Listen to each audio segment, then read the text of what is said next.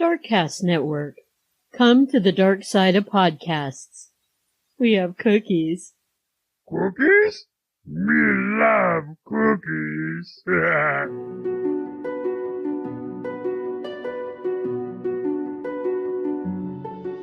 I'm Dawn. And I'm Cole.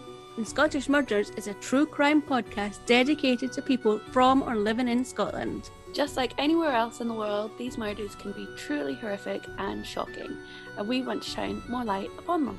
Join us every 2 weeks on Scottish Murders, where we'll bring you cases both solved and unsolved, giving you an insight into the other side of bonnie Scotland. Find us wherever you stream your podcasts, as well as on social media. Join us there. Bye!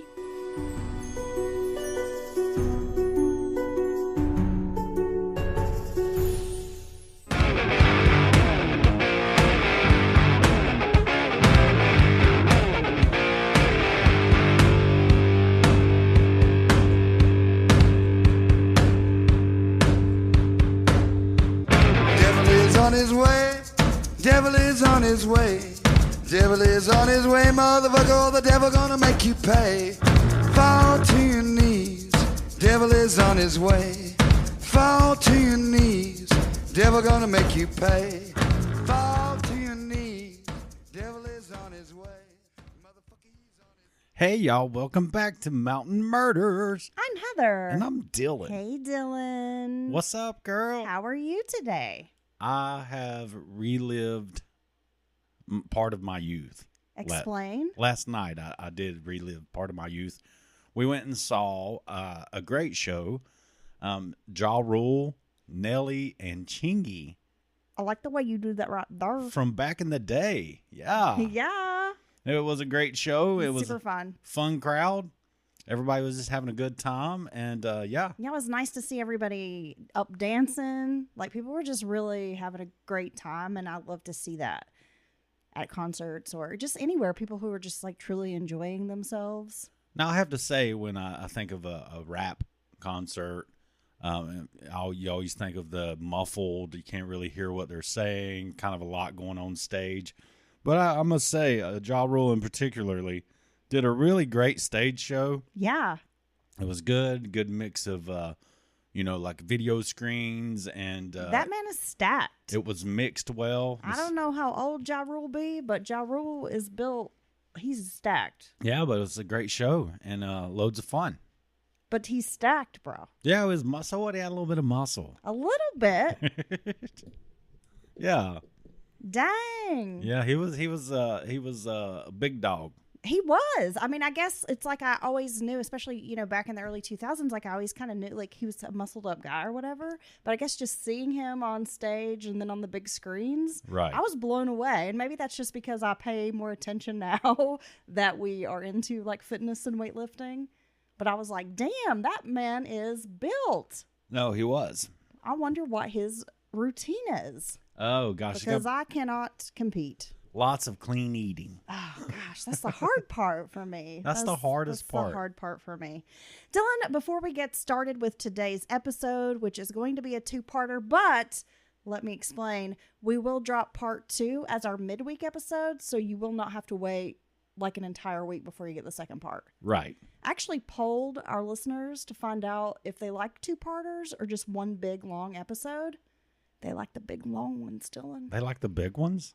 And I like the extra long ones. Oh, gosh. I like it when it's lengthy. Damn. Yeah. So that's good going forward. Now I know. Well, I mean, it's good to know. Now I guess I can tailor the episodes for our listeners' tastes. that age-old question has finally been answered, right? Yes. Length does matter. So, like I said, 2 parts, but we'll make sure we get the second part out to you sooner than later. Dylan, let's discuss the Carolinas Horror Fest. I can't wait. Bro, October 4th, 2025, we're going to be at Carolina Horror Fest, and I cannot wait to get spooky with all of y'all. October 4th at the Haywood Park Hotel in Asheville, North Carolina. Yes, that's going to be a blast. We're going to have a full day of horror icons, special guests, local artists, vendors. There's going to be a cosplay contest. Okay. And I know you've been dying to try out your little Silent Hill nurse get up. I would make a great Silent Hill nurse. It's pretty sexy. I'm excited about that. And then they are also going to have a panel like Q&A and so much more, Dylan. And I'm really excited. We will be there. Tickets are only $20. Kids 11 and under are free. Okay. If you got any little mini horror fans. And there's some out there. Yeah. I think Wednesday, the Netflix show, has kind of introduced a new generation to the spooky, creepy horror stuff. Oh, you think so? Yeah. Nice. I think so, Dylan. So Carolina's Horror Fest, make sure you get your tickets. It's going to be so much fun.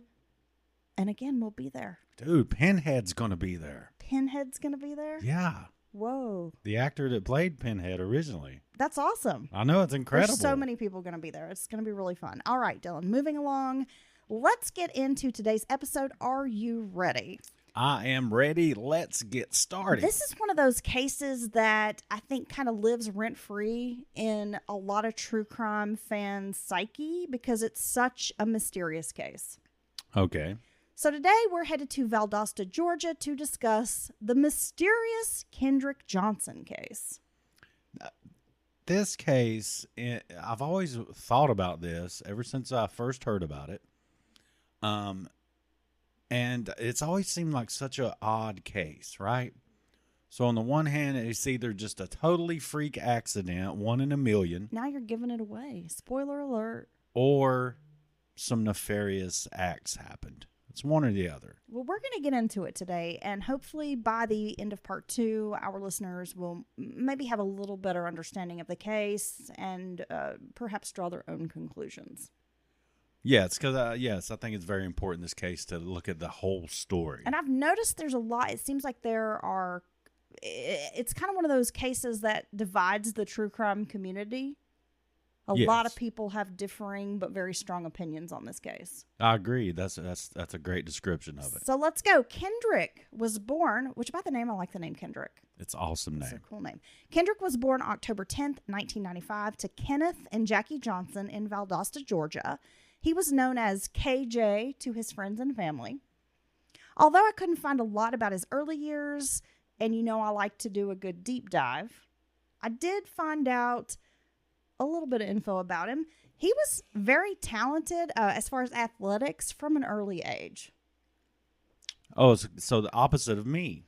You get him on the court and he's trouble, Dylan. He played a lot of different sports from the time he was just a little guy and was a natural.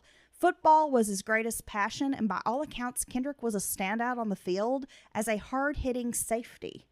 He stood 5'10" and weighed about 160 pounds. Okay. KJ was not only a skilled sportsman, but he was smart. Kendrick was on the honor roll at Lowndes High School. Kendrick was also a popular student. He had what some folks call a magnetic personality. You've got one of those, Dylan. You just attract friends everywhere we go. Oh, yeah. Yes. Attract a lot of things. He attracted a lot of friends, and Kendrick definitely had the attention of the school's female population. So it sounds like Kendrick has it all. He does. He's got it going on, Dylan. I mean, he's got all the things I think that a young person wants, right? He's smart, he's talented, he's good looking, Athletic. he's cool, he's popular. So, oftentimes you get someone who's very good with the sports and their schoolwork will kind of fall off. And it's not because you're dumb.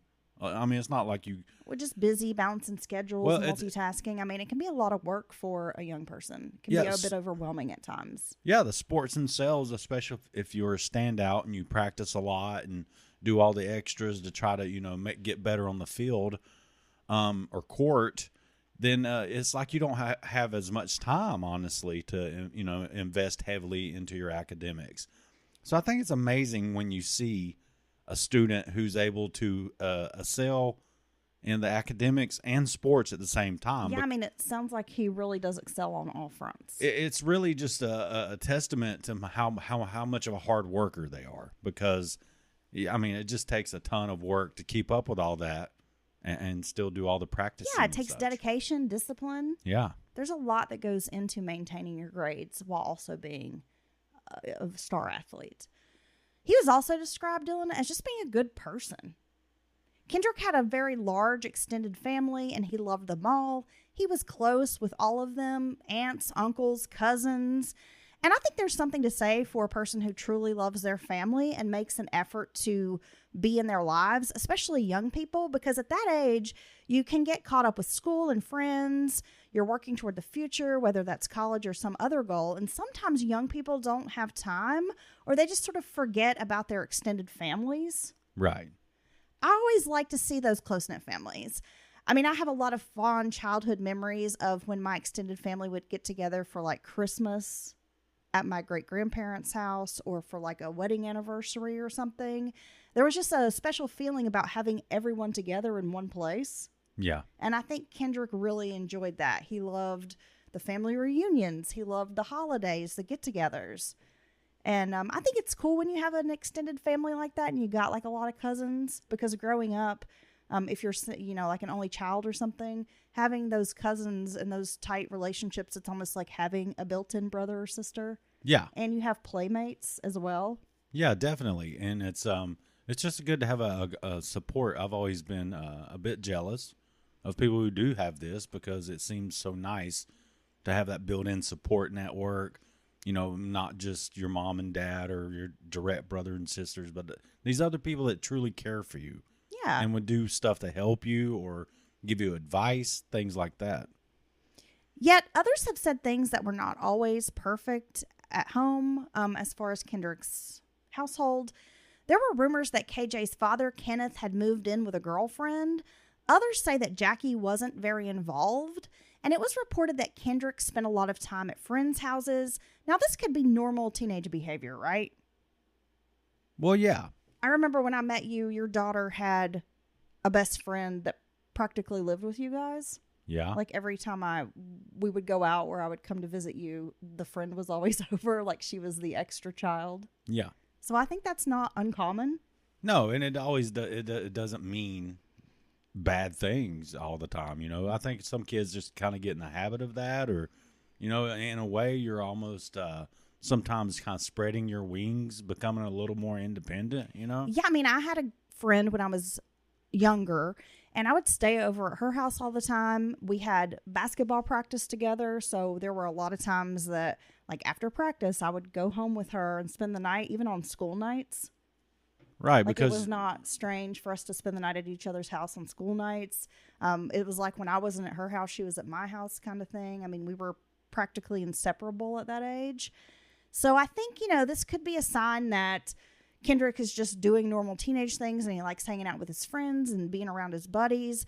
Or it could be a sign maybe that things weren't great at home and maybe he didn't want to be involved in whatever was happening there, but I don't have a full picture of that. It's just kind of based on what others have said. All right, Dylan. So I thought I'd begin by first mentioning there was a fight that happened in fall of 2012, and I just want folks to kind of keep this in the back of their brain because it's going to be important, especially in the second part of our story. So in 2012, there was a fight on a school bus. They were riding home from a game, and a student named Brian Bell and KJ got into an argument. Bell claimed that KJ was seeing his girlfriend behind his back, but the coaches were kind of able to break up this fight. They talked it out a bit, and it did seem like everybody calmed down. However, this didn't really mend fences between these two young men. I mean, they still didn't like each other and they weren't friends, but they also were not going to be at each other's throats. Right. Right? Rumors continued over the next few months that Bell's girlfriend was seeing KJ. It has been suggested that maybe they were being intimate. Oh my gosh. And we all know at this age, hormones are raging. Our frontal lobes aren't fully developed. And we also think those high school relationships are the most important loves of our lives sometimes. Well, and also your definition of seeing someone is, quite different. Like, it's just like if I held their hand after third period, like we're going together now. You know what I mean? I mean, of course, there's many different variations of that. Right. But it's not like, it didn't move in together. Right. And I'm not knocking high school relationships because there are people who find each other in high school. Well, that's what it and should be. Get together and like get married and are still married, 30 years later, 40 years later. And they really did find the love of their life at a young age. Well, yeah, I think in those cases, that's just people coming across their soulmate when they're in a very young age. But I think to be realistic, most of us probably look back at maybe our high school girlfriend or boyfriend and we're like, yeah, maybe it's good that didn't work out, right? Right. Well, but we all know as well that jealousy and insecurity can come into play, especially with people kind of spilling this type of tea around school. Like if you have folks spreading rumors. And a lot of times, I remember being a young person in high school, a lot of the rumors were just so sensational. Yeah. And you knew they weren't true about someone. You're like, I heard they took a private jet to Vegas. Yeah, but then there's still these rumors are going around about people, but you knew they were kind of over the top and ridiculous. And you maybe didn't know the source of the rumor. Now, I will say in the modern day, obviously with the social medias and everybody having a phone in their pocket, that it probably changes the dynamics of rumors and stuff like that. You know what I mean? It accelerates them, makes it way more public. It spreads a lot faster. So I guess that could be an issue. But I would say it probably stands true that there were students who were jealous of KJ. After all, he was good looking, charismatic, got a lot of attention. Now, obviously, KJ isn't doing anything wrong by just being himself. And if that's the kind of person he is and he's able to just attract this kind of attention, it's like he can't help it, right? Well, that's no different than adult men may see a guy who's handsome, got the good job and makes good money and, But see, when I see someone like that, honestly, I don't. You fall in love with them. No, Yeah, I don't. do. I don't want to be broskies with them. I don't feel jealous. Like It's not true. You start admiring him and you're like, wow, look how good his arms look in that shirt, or that shirt looks so good on his form-fitted body. when It's okay. Don't. I will say now, I'll be like, I wonder what that guy's doing to get his shoulders I to know look like that. it's okay, Dylan. Yeah. I appreciate that you can appreciate a handsome, hardworking, athletic man. Well, I don't think like, wow, I'm jealous of that guy, but I just like, wow, that guy's got it going on. Right. I'm happy for him. Well, Hey, it must I feel know, cool, right? dude. You're killing it, right? Yeah. I truly feel like that when I see someone.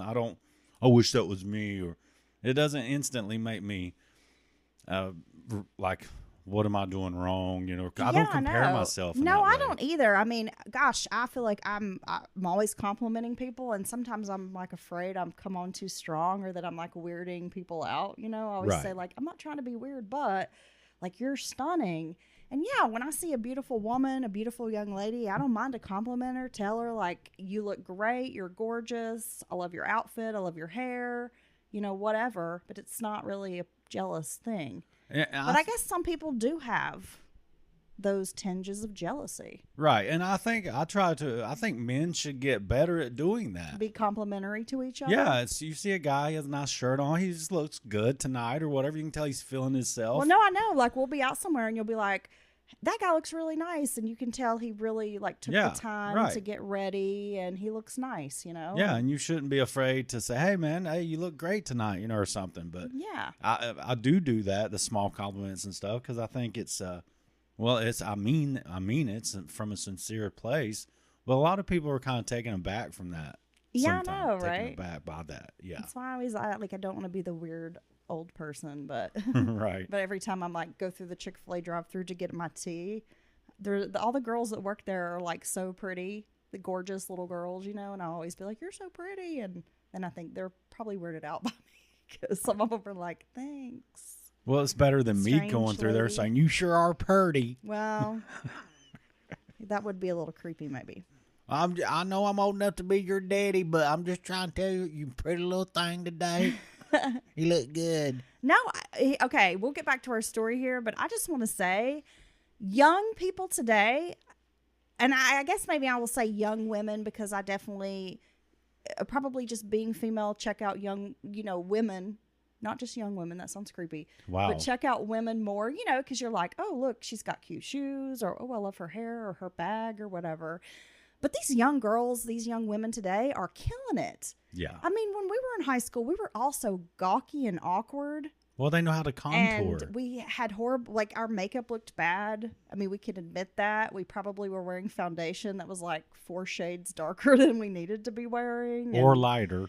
You know, we all had goofy hair and, like, you know, jeans and t-shirts were like a staple. You know, it wasn't really like a fashion show.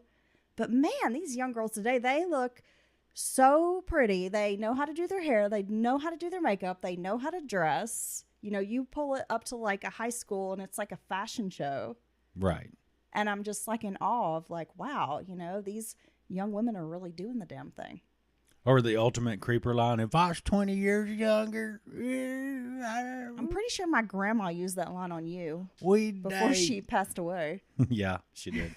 And she meant it. She did. Yeah. All right. And she did mean it, Dylan. She would have climbed you like you were the wood pile out back. So, you know, he's not doing anything wrong by being himself. And Kendrick was also of the mindset that, like, if a girl was interested in him, he was going to get to know her. Why get in the way of nature? You know, you can't stop a natural force like that. It's true. Our mystery begins on January 10th of 2013 when Kendrick was at school. He headed over to what has been described as the old gym to retrieve some personal belongings. And I remember, not in high school, but at my junior high or middle school, we had an old gym.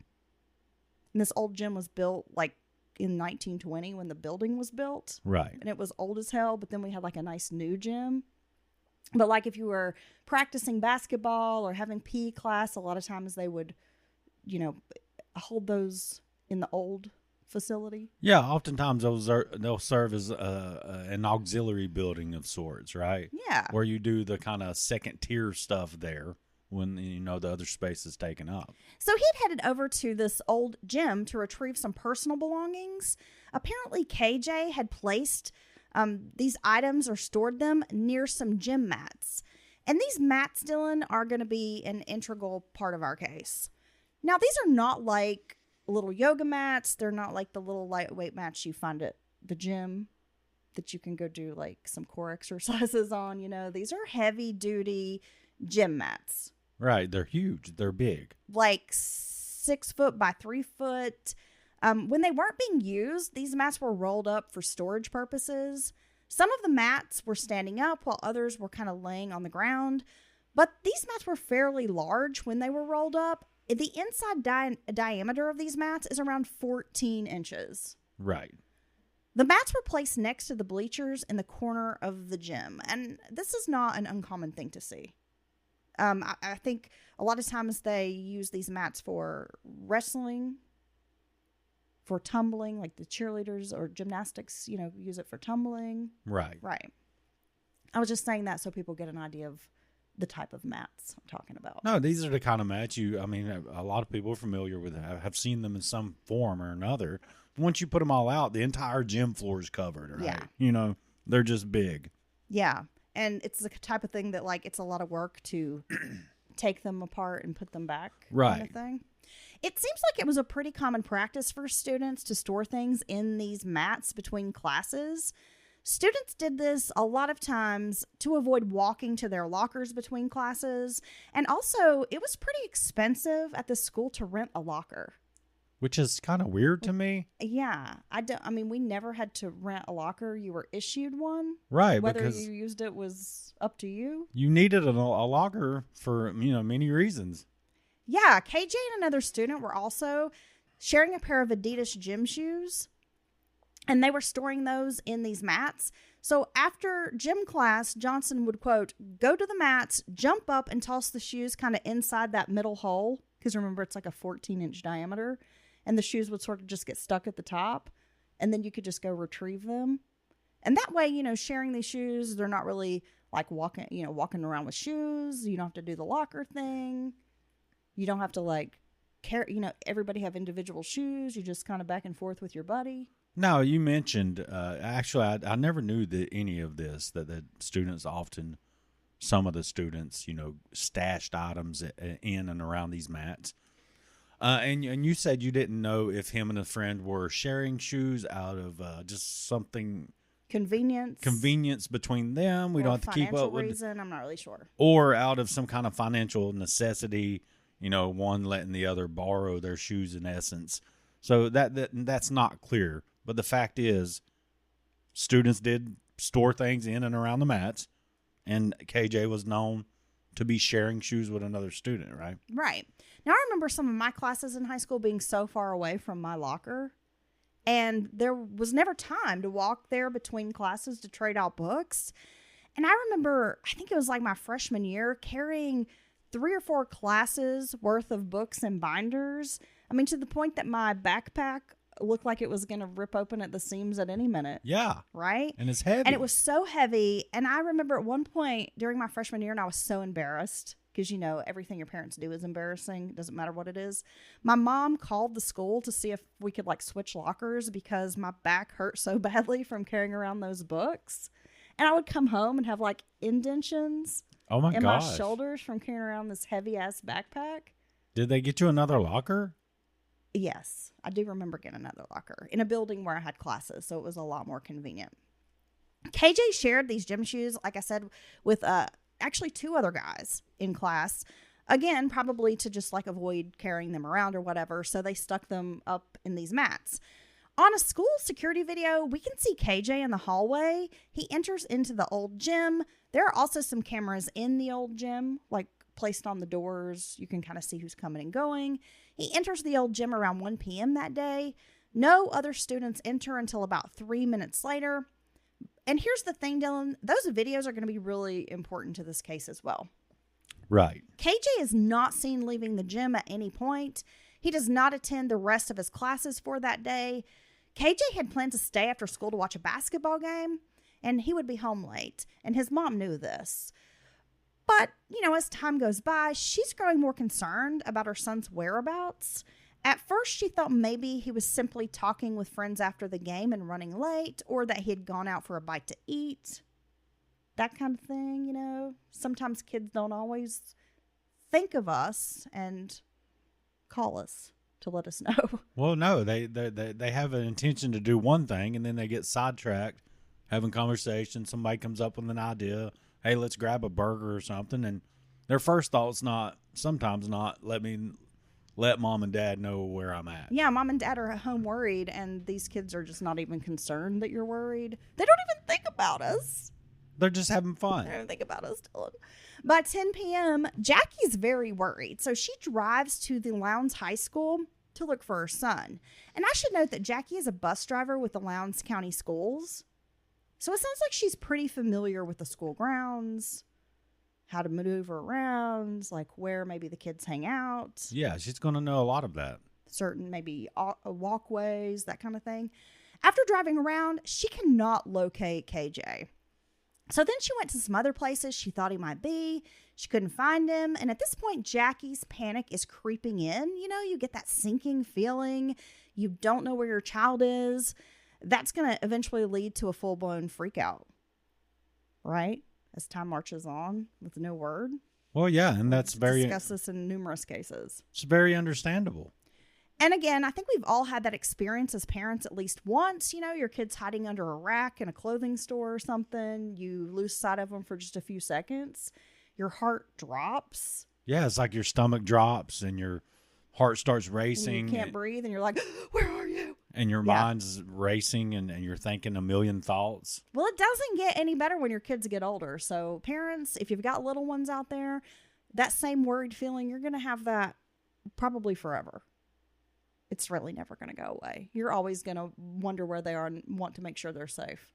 Honestly, the older they get, I think the worried feeling gets stronger. It does. Because the possibility of what they've got, their situation they've gotten themselves into, only intensifies as they get older. Well, there's that. Because then they become adult situations, which can lead to obviously a lot stronger consequences than something kids might do. Well, yeah, you introduce driving and cars. Yeah. All right, so now we've already freaked out our young parents here. Oh no, but keep raising them. Do your best. Keep on doing it. Keep feeding them. They're gonna be all right. Just raise them wild like a squirrel. That's right. Fine. But throw him some nuts. He'll calm down in a minute, Jimmy. I'm sure by now Jackie's wondering, like, why hasn't her son called to check in? She's probably thinking, is he hurt? Is he okay? Has something happened? Kenneth, KJ's dad, was a truck driver, and he was on the road at the time. Jackie called him in Pennsylvania, relaying the information that their son has not come home. After some discussion, they decide it's best to call the police. Now it's nearing midnight. Around 11:45 p.m., Jackie calls police to report that her son should have been home hours earlier. She explained that she'd gone to the school, drove around trying to find him, and that he had not called home at all during this time. She had spoken to several people who also did not know where KJ had gone. Well, yeah, and I think they went about this in a reasonable manner. You didn't, as soon as you don't hear from him, you didn't go straight to police. You went and checked out his usual spots, went through your head of what he could be doing, trying to figure it out, give him some time if he is just palling around with friends or something. But now come about midnight, I don't blame you for being very worried. Well, yeah, I've said it before, nothing good comes after midnight.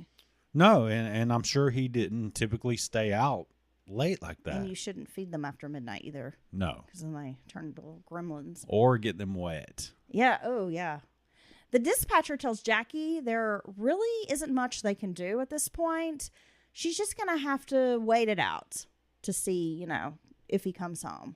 They suggest KJ has just lost track of time or maybe went somewhere because he didn't want to come home. Now, Dylan, if you're a parent and you've got a minor child, you call police, you hope to get some help, right? Well, yeah, because like I said, you've already tried other methods. You've been giving it some time all evening, right? And you've exhausted all the things you think of instantly, the best friends, the girlfriends, boyfriends, whatever, places they may be, people they may be hanging out with, reasons they might be a little bit late. But see, you've already went through all this in your mind as a parent. You done drove by the Waffle House. You've drove around the spots. You've checked there. the school. You may have reached out to close friends. Right. Or other parents. But at this point, once you come to police, you almost have an expectation, whether it be a fair one or not, of them saying, don't worry, we got it. We got it from here, right? Right. This is what we're going to do now. So how many times do we hear these stories? Like a young person goes missing, a report is dismissed, or parents are told to wait it out. Jackie insists that if KJ had not contacted her, he would have reached out to his brother or sister. It was just unlike her son to go without letting his family know where he would be.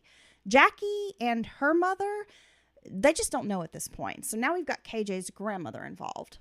Jackie's mother, KJ's grandmother, is praying while Jackie's waiting by the phone. At this point, they don't know what to do, and it doesn't seem like police is interested in helping out. No, just wait. Give it more time. Gosh, that must be so many issues with that just wait it out statement. And I've spoken with before. Missing persons cases. It's hard for investigators. This is a strange situation in missing persons cases because there are so many other things they do need to consider. But yeah, so here you have a minor, you have a student who lives at home with parents. I honestly think they should maybe react a little more quickly to this. Well, you could at least than if it's a missing send out adult. like a be on the lookout, like Right. a bolo for this young person. Yeah, we're going to tell all on-duty deputies to have... You're cruising around, you happen to see this, somebody matching this description, just pull over, find out, hey, are you KJ? Yeah. Right? Not a problem. Something. Easy peasy. Around, especially in a small town, because Valdosta is not like this is not New York City. This is not Los Angeles, where you've got, you're just crawling with different departments and divisions and offices. It's like, no, this is Valdosta. It's a small place. You could put out a message like this for your on-duty officers. Yeah, there's probably 5 officers on duty. Yeah, something maybe like that. something like that. Yeah. Around 4 a.m., Jackie gets a call from law enforcement.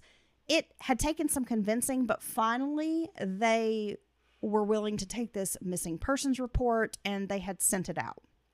They confirmed that they were out looking for her son. So it does sound like at this point, finally, officers are out driving around, seeing if they can locate this boy. By morning, KJ had not returned home. As soon as the office doors opened on January 11th, Jackie was there. I think most parents would be there, right? Right. You're trying to find your child. After speaking with staff members and trying to retrace KJ's steps the day before, one of the administrators, I think it was a receptionist, suggested creating a flyer might help. Like they could hang these flyers up around the hallways of the school to see if anyone, like maybe one of his friends or classmates, could come forward with information. Well, that's smart. Get the news out in the school very quickly, right? Yeah, I think so. An email also was sent out to faculty and staff members asking if anyone had seen or knew the whereabouts of KJ and when was the last time that you had seen him yesterday and where. So all important questions, and it does sound like the school's really taking this seriously. Well, if anybody has some information in regards to this, one of the students is a very likely candidate, right? Absolutely. Because even if they don't know something directly, maybe indirectly, or they heard something. Right. So while this is going on, there is a life sports class in session at the old gym just after 10 a.m. The teacher had handed out a survey for students to complete, and a female student climbed kind of up from the bleachers to that set of mats. There were 21 mats rolled up and standing upright next to these bleachers. It was there while filling out this survey that she noticed something that seemed to be a bit out of the ordinary, Dylan. She saw what appeared to be socks sticking up out of the top mat. And when I say socks, like socks with feet in them. Oh my gosh. So she sees feet, a set of feet, 2 feet, 1, 2. It's not a toxic Avenger foot. Oh. Right. So she's like, what is going on? I mean, I think most people would be like, what the hell, right? You don't normally just see feet sticking up out of a mat. And much to their horror, she's by now got some friends called over. They're seeing these feet. They see these 2 white socks sticking up from this mat. They concluded someone is rolled up in this mat. Right. So these kids are like, what is happening, right? So of course they naturally are going to get upset and freak out. They could tell that the person was face down inside the mat with their feet like sticking up out of it. Some of these students start screaming. Immediately, Philip Pipe Lowe, an athletic trainer, and some of the students rush over and they start trying to push these mats over. But you have to remember, again, these are huge mats. There's 21 of them. And they're kind of packed in there. They're packed in there, and they're heavy. Right. They're really big mats. So when they finally start getting the mats to fall over, they crash down, with a loud thud. And when they finally get to this particular mat, they're able to, knock it over. And that's when it unrolls halfway and reveals the body of a male with dreadlocks. Damn. I mean, this would be crazy, right? You're just having a, whatever day in gym class, and all of a sudden you're seeing something like this. Or just and knowing that, oh my God, I don't think that person's okay. This event, I'm sure, was very traumatizing for these young people. I'm sure. Well, for anyone, but particularly like these young students who are just trying to do some PE class, right? Yeah, trying to figure out how you can get out of PE class. Gosh, I hated PE class. It didn't take very long to recognize the person was deceased. Vomit and blood were located inside the mat. The teacher moved students from the old gym to the new gym on campus. A lot of phone calls were made to 911 from both students and staff. The school was placed on lockdown. Now, you got to keep in mind, Dylan, at this time, Jackie, KJ's mother, is sitting in the guidance office, fretting over her son's disappearance. And that's when she starts receiving text messages. And these messages say there's a fire truck and an ambulance, along with emergency personnel, in the parking lot of the school. Right. No one can come in the front entrance of the school. It's being blocked by these emergency workers, these emergency vehicles. So basically, other people in town are seeing this activity at the school and texting her. And like, oh, the school's on lockdown. Telling her what's going on down there. Right. Now, soon after, the guidance counselor receives a phone call, and Jackie overhears a bit of the call. On the other end, the caller says they found a body in the gymnasium.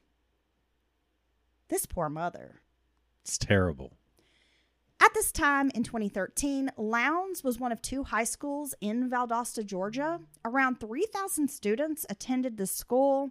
School has only been in session for 2 days at this point, Dylan. The students had only recently returned from the long winter break. So KJ had only been back to school like 1 day when he went missing. Oh, wow. Right? Now, the Lowndes County Sheriff, Chris Prine, was called to the high school. He was driving back to Valdosta along with a deputy named Joe Crow. Patrol officers had arrived around the time of EMTs and taped off the gym. Classes resumed while the investigation proceeded. And at this point, they're not really sure what has happened. Sheriff Prine spoke with the media confirming a body had been discovered in the gymnasium and that the student's death was being treated as suspicious, a possible homicide. The Georgia Bureau of Investigation, along with the sheriff's office, spent all day and then the following day carefully documenting the scene's details, collecting evidence, and interviewing witnesses at the school. The crime scene investigator was James Thornton. He arrived around 10:48 a.m. to the scene. Now, at this time, Kendrick had been identified, and I'm not really sure, like, if a teacher identified him or a student. But by now they know this is Kendrick. This is KJ. The old gym was described in police reports as having bleachers along the north and south walls. Around 21 mats were rolled up in the southwest corner of the gym. Investigators inspected the door entrances and exits and windows. They were able to determine there had been no forced entry to the gym. Okay. So they were like, okay, no, the windows aren't open. There doesn't seem to be, no door pried open. No secret passageways. Everything looks normal. Right. It doesn't look like somebody's trying to break in. At the scene, one black and white Adidas shoe, size 9.5, was found on the floor in front of a rolled up mat. A yellow folder was also found on the gym floor near this mat, as well as a science book. The science book was kind of scattered, though. It was like kind of behind 2 rolled up mats near the southwest wall, so it was a little further away than this folder. Near the mats, a gray size medium Hollister sweatshirt was also recovered. Blood stains were found on the south wall. A pair of black, gray, and orange Nike sneakers were found near the bleachers on the north wall. Wait, on the south wall of the gym? Yeah. Okay. We're going to get to that, so just hold that thought. A pair of black, gray, and orange Nikes, like I said, were found at the north wall, and all of these items were placed into evidence. Bill Watson, the county coroner, arrived and conducted an examination of the body. Now, as soon as law enforcement discovers a body in Georgia, this is an interesting fact about Georgia law, the coroner must be called out. Okay. Like the minute you find a body, you're supposed to call the coroner, and wherever they are, it's like drop everything and get here now kind of thing. Well, that's interesting. I think that's a good procedure. Well, Dylan, what is a lot of people find strange about this case, or they kind of point to this maybe as being like a party foul by police or something, is the coroner didn't show up at this scene for 6 hours. Like 6 hours after they found the body, the coroner arrived. But the sheriff defended this action, saying that he waited for the crime scene to be cleared so that Watson wouldn't have to wait around for hours. Like if he had called him out right at like 10:40, he would have had to wait, 6 hours while they processed the crime scene before he would have been able to go over and like check the body. Okay. Now, I wonder if that's typically the coroner would be there waiting for the scene to be cleared. If that, you know what I mean? If that just comes with the job. Well, I mean, by the book, that would be like how it worked, right? And so there's been some argument back and forth about the sheriff maybe skipping over this or ignoring this rule, right? This law. And I wonder why it would take that long to clear the scene. I mean, it's a fairly secure location inside of a building. Seems like it wouldn't take more than, I don't know, 30 minutes, an hour to you're doing know all it's... the evidence collection, though. Okay. I mean, you're interviewing witnesses. Well, I guess I could see where that would take longer than just an hour or two. The sheriff has stated that no one touched the body, including law enforcement, until the coroner arrived. The coroner will dispute this, saying later that when he was finally called to the scene, the integrity had already been compromised. Well, I guess that's what I was very poorly trying to say. Is the coroner part of scene integrity? Some kind of a witness or observer of scene integrity, which is why they get called out immediately. I guess that was part of that's what I was wondering. In many of the crime scene photos, we can see that investigators are just wearing shoes at the scene without those little coverings. Oh. They've got those little blue, that I always think they're blue or white, and you kind of slip them on over your shoes. Yeah, a lot you see of them in hospitals. A lot of doctors and nurses wear those. A lot of maintenance people, workers around homes use those as well. They're just little disposable shoe covers. Right.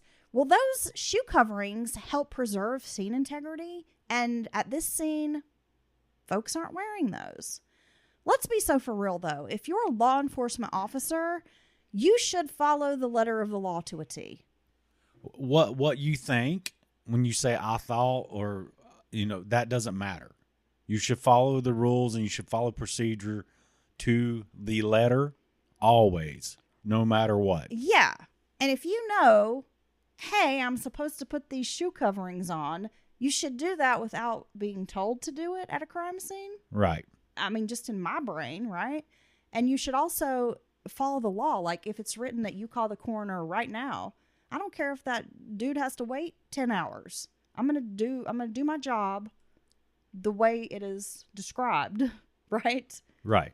I'm going to meet all job requirements here. Well, no, because of seriousness of the nature of the business of what they're doing here. When you have a body, a scene, and all that, it matters. It matters a lot, and it can matter years later.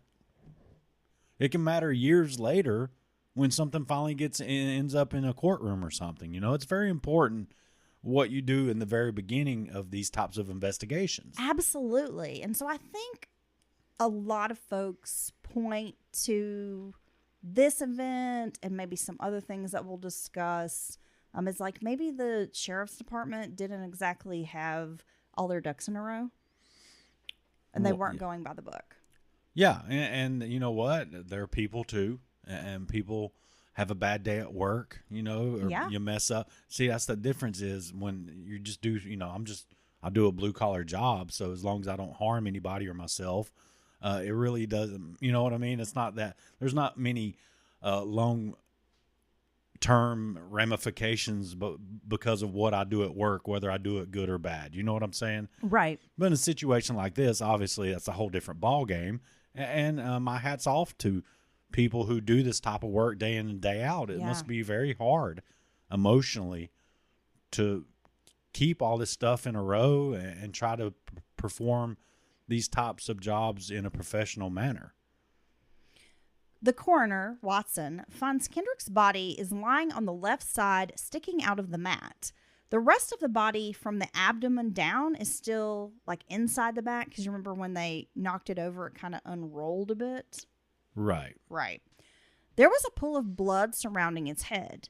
Kendrick was wearing an orange t-shirt with a white undershirt, jeans, boxers, and white socks. A pair of white, gray, and orange Nikes were found inside the mat, but not on Kendrick's feet. The photos taken show that the shoes at the end where his feet are, the photos show that these shoes were at the end where his feet are and not at his head, which is going to be confusing for some people. And we'll get to that here in a minute as well.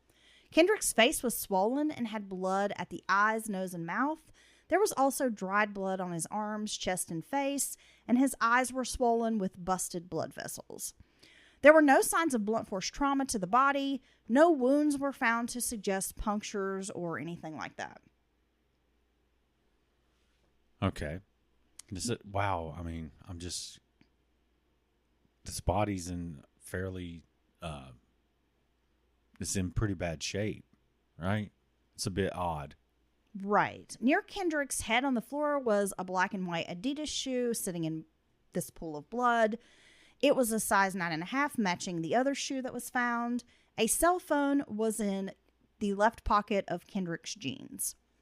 Now, this mat measured 75 inches in length. It's 35 inches in diameter when rolled up. The place, like where his feet were positioned, was about a 14.5 opening at its widest spot. The mat was 14.75 inches in diameter at the opening where Kendrick's head had been. Some bloody towels, I say towels, but like paper towels or tissue, were recovered from the girls' bathroom. And all of this stuff is, collected, it's taken to the crime lab. Kendrick's body was transported to the crime lab for autopsy and placed in a cooler at 5:30 p.m.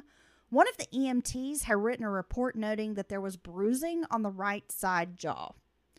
On Sunday, January 13th, Kendrick's parents were escorted to the cooler where they formally identified their son's remains. Now, obviously, this is going to be quite shocking, and I should also mention that he's been identified, but his parents are pretty insistent they want to see him. Even though they've been warned, like, it's not going to be pretty. Right. And they're within their rights, I think, to, insist on that. I think that's a personal choice that each family member gets to make in a situation like this, and it doesn't matter what anyone else thinks. Now, like I said, obviously this is going to be quite shocking for his parents. Kenneth Johnson later said his son was almost unrecognizable and did not look like himself. On Monday, January 14th, Kendrick's body is sent to the Georgia Bureau of Investigation for autopsy. By the Evening News, a local ABC affiliate ran a story saying the preliminary autopsy showed no foul play and that Kendrick had no visible injuries to his body that could have caused death. Investigators didn't see any signs of struggle. They concluded he had somehow gotten himself stuck inside this mat and was unable to get out. The theory is Kendrick had reached down into this mat to retrieve this pair of shoes and had somehow maybe fallen in and gotten stuck. Okay. From the top. He's above the mat, standing upright, right? Yeah.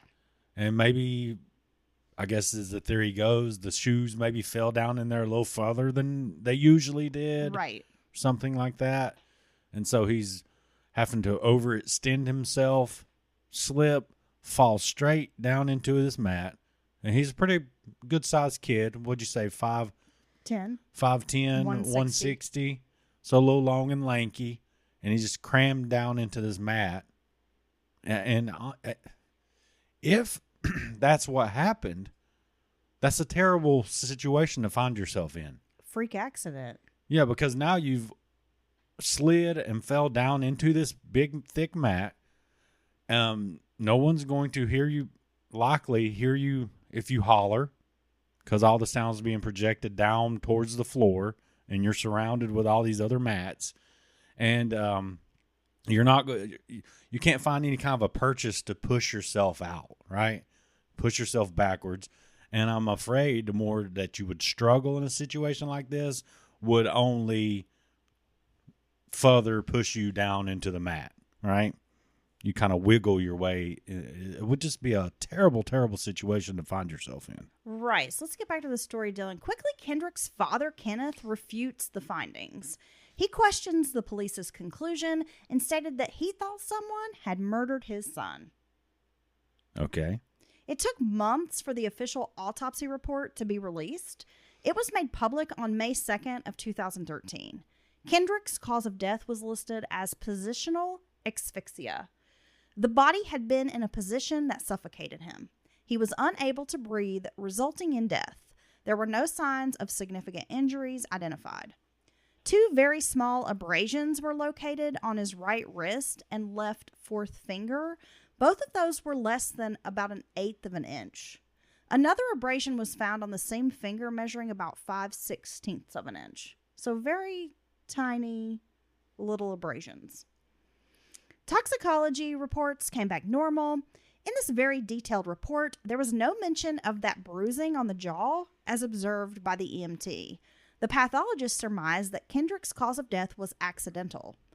Over the 4 months of investigation into Kendrick's death, hundreds of students were interviewed along with witnesses and people connected to Kendrick.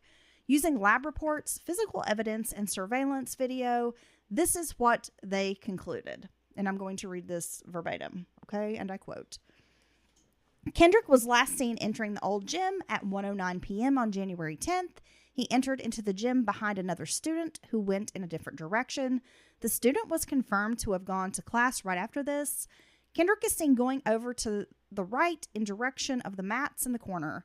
There is no one else visible in the gym video. Around 15 minutes later, other students are seen entering the gym for class, and some of them are playing basketball. The afternoon and evening, multiple basketball practices were held in the gym. During this time, no one reports seeing anything unusual. Over the breaks, the mats had been moved around. They were placed upright and packed into the corner.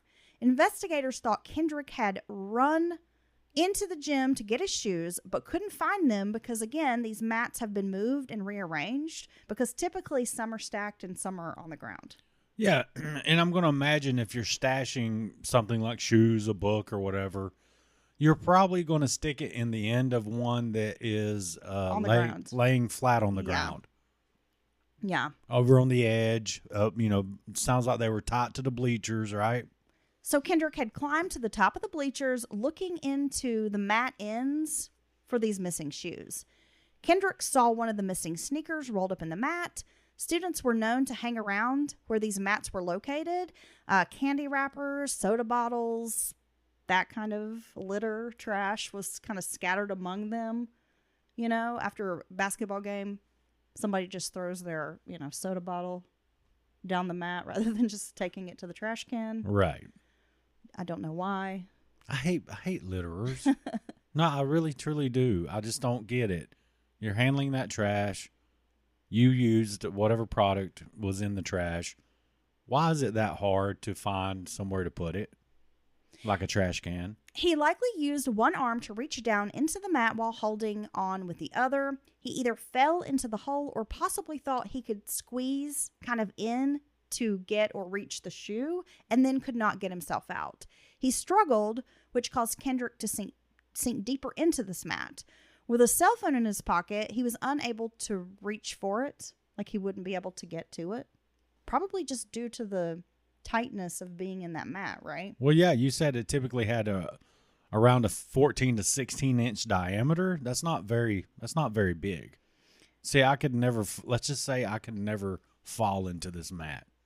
No. They would find me stuck. I'm not even sure they could fit your luxurious thighs into that mat, baby. They would be like, his head was in the mat, and we think your head could get stuck in there. Yeah, he did. Yeah, he couldn't get out. Your head is probably 14 inches in diameter. Yeah, I know. Yeah. So basically, the top of my head is how big the hole was. It's a planet. Now, actually, we got to talk about the cell phone, Dylan. It did not belong to Kendrick. It belonged to his cousin. It was his cousin's cell phone. There had not been any calls placed on this phone for several weeks, like before January 10th. It was suggested that Kendrick might have used this phone as like a music player, like an MP3 player. There are also texting apps which don't require phone service. All you got to do is like hook up to Wi-Fi and send messages. So are we to understand this phone did not have service It did not at have the time? service. Okay. Yeah. So this is what's been suggested is like maybe he had it for music, or maybe he was using some of those apps where you can just connect to Wi-Fi and message each other. Which is not uncommon for young people. They know of all these different apps and ways around being on service. So or being grounded. Yeah. Or it could be basically his MP3 player, have some music stored in there, downloaded there. Due to the abdominal organs pressing into Kendrick's diaphragm, they believed he died fairly fast. The tightness of the mat constricted his chest. The blood, they said, was from post-mortem purge after all the blood rushed to his head. He was suspended upside down inside a mat, and these mats weigh about 700 pounds each.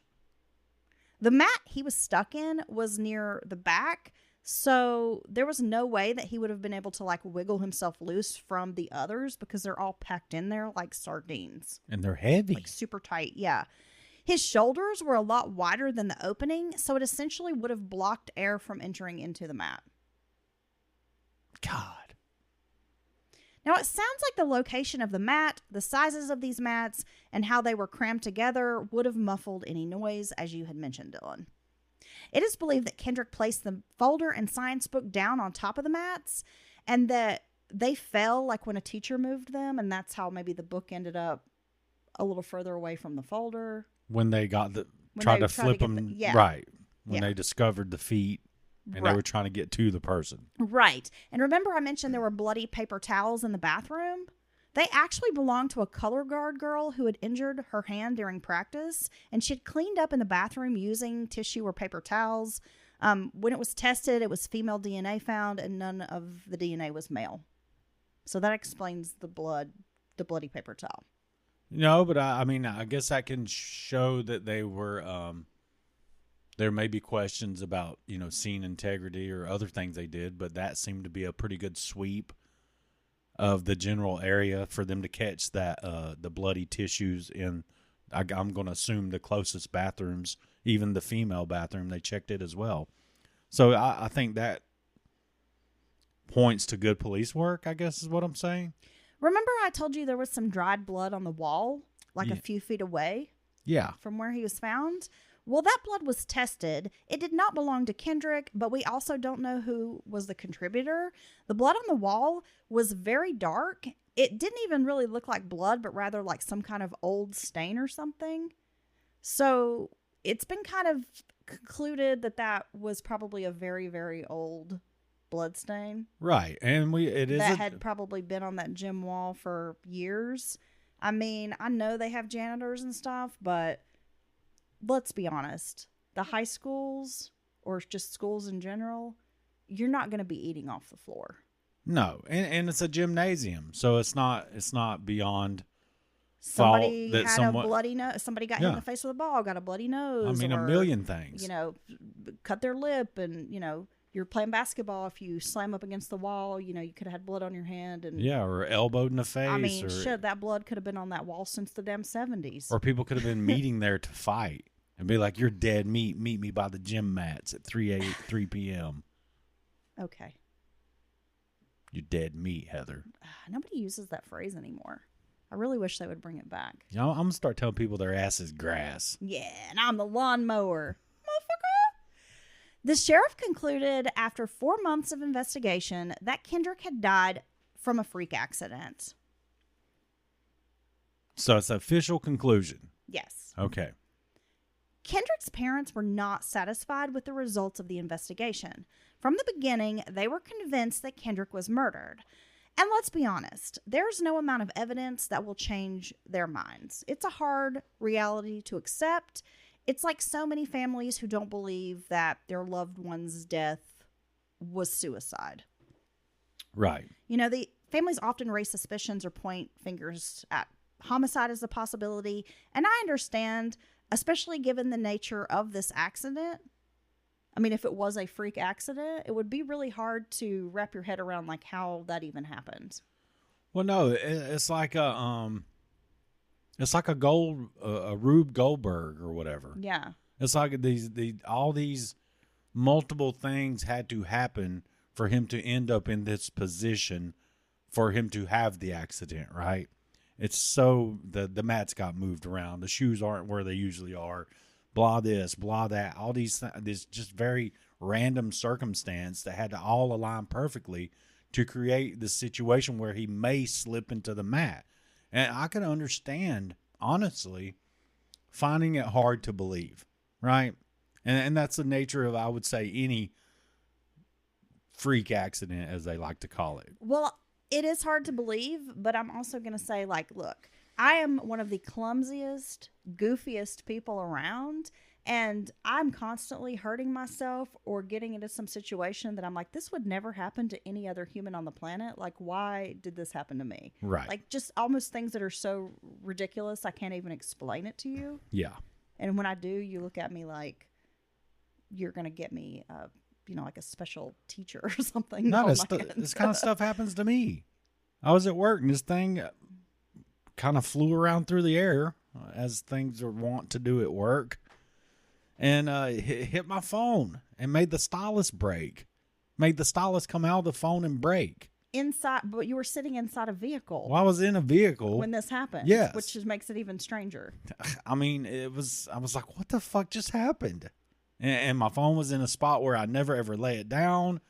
And all this, and I'm just like, what in the world? And I can't believe my phone wasn't destroyed. Well, I'm glad it didn't hit you in the damn eye or something. something. Well, me too. And I still don't know how it made the stylus pop out of the phone and break in half. I mean, I just don't understand the forces at play here. Right. No, I mean, I get it. Like I said, I am very clumsy and just the goofiest shit happens to me. Yeah. So I'm going to be realistic here and say, well, that's not so far-fetched. Yeah. Because I feel like some goofy-ass shit like that could happen to me, right? Some of the details are confusing, so we'll be fair about this. For the layperson, this police report, and if you're looking through the investigation and the notes, it can be confusing because we have multiple pairs of shoes. We have Adidas shoes. We have Nike shoes. We have different students stashing their shoes and possibly other items in these mats. So it is probably hard to explain why these different shoes were kind of just found all over the place. And it is possible that another student, after using a pair of shoes, tossed them up and that they just happened to land in the mat where Kendrick was. And this could explain why this pair of Nikes were found at his feet. Oh, okay. Which makes sense. I mean, that makes sense to me, right? These kids are just constantly just tossing shit up there. Well, it's possible, certainly possible. Of course, seeing his son in the cooler room had an impact on Kenneth. I mean, I know, just from my experience working in the morgue, we did not let families come to the morgue to view a body. You had to go through a funeral home to do that. Right. So, after the funeral home had picked the body up, the funeral home typically does some things to kind of prepare for a family to view the body. And, in a lot of cases, it's not always recommended that families view a body. I mean, if it's something, pretty horrific.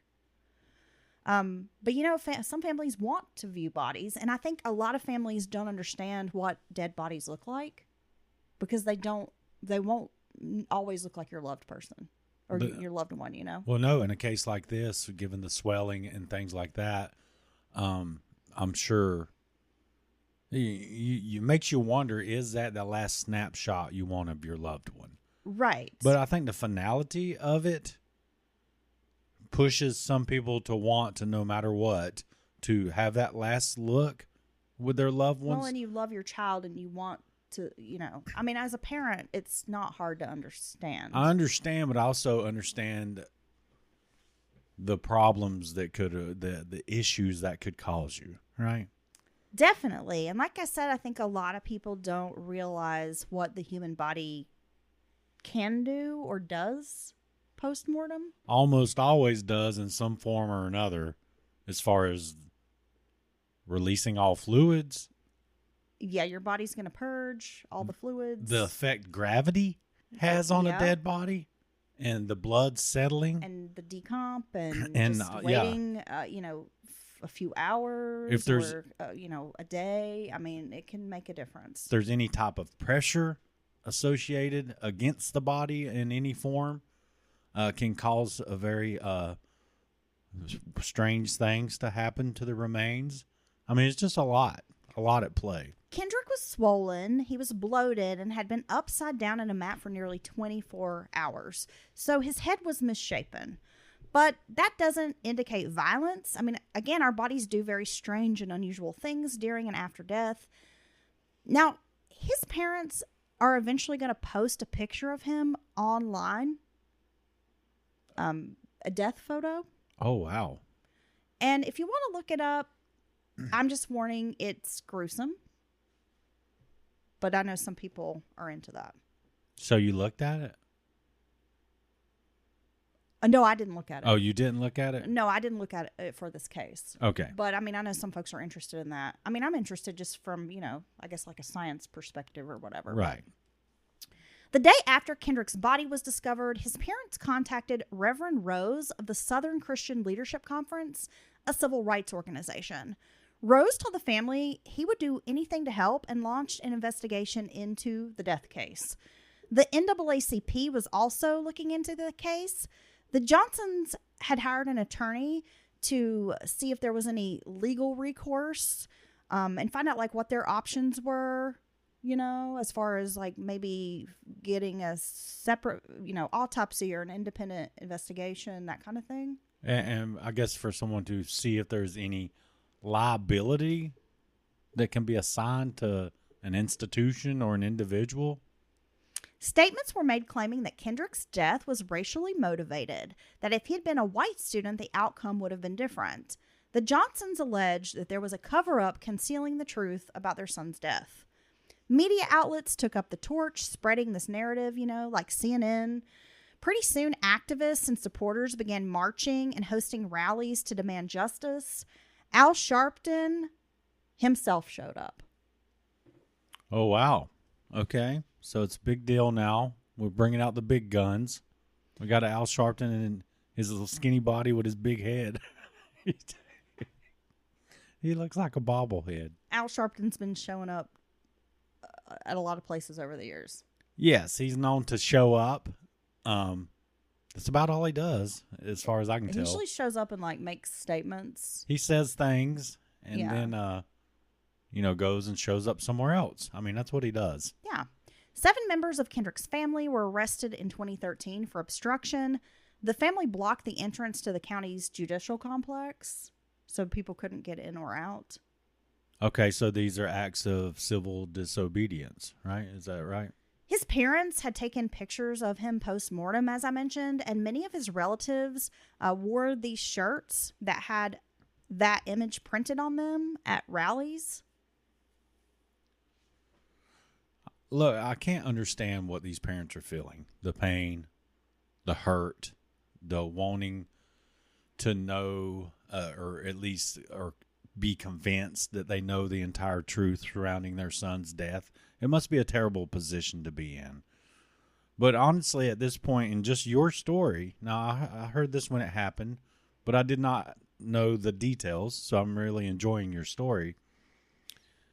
I'm still trying to figure out, okay, they want the truth, right, is the basis of their position. Yes. But I'm still don't understand at this point where the racial element is coming into the play of their pursuit of the truth. You know what I'm saying? It's one thing to say they're covering up. We don't know the full truth. We want the truth. But then I'm still kind of at a loss how this is kind of blossomed into like a racial issue. You understand? You know what I'm saying? Well, we can explore more of that in part 2. Okay. The parents, their feelings, supporters' feelings. Well, seeing such a graphic picture printed on these shirts ignites a firestorm of people who demand that the case be reopened. Okay. And that doesn't surprise me. It sounds like that would be a shocking image. Absolutely. This poor boy. I mean, this poor young man. Yes. Okay, so that's where we are going to end part 1, Dylan.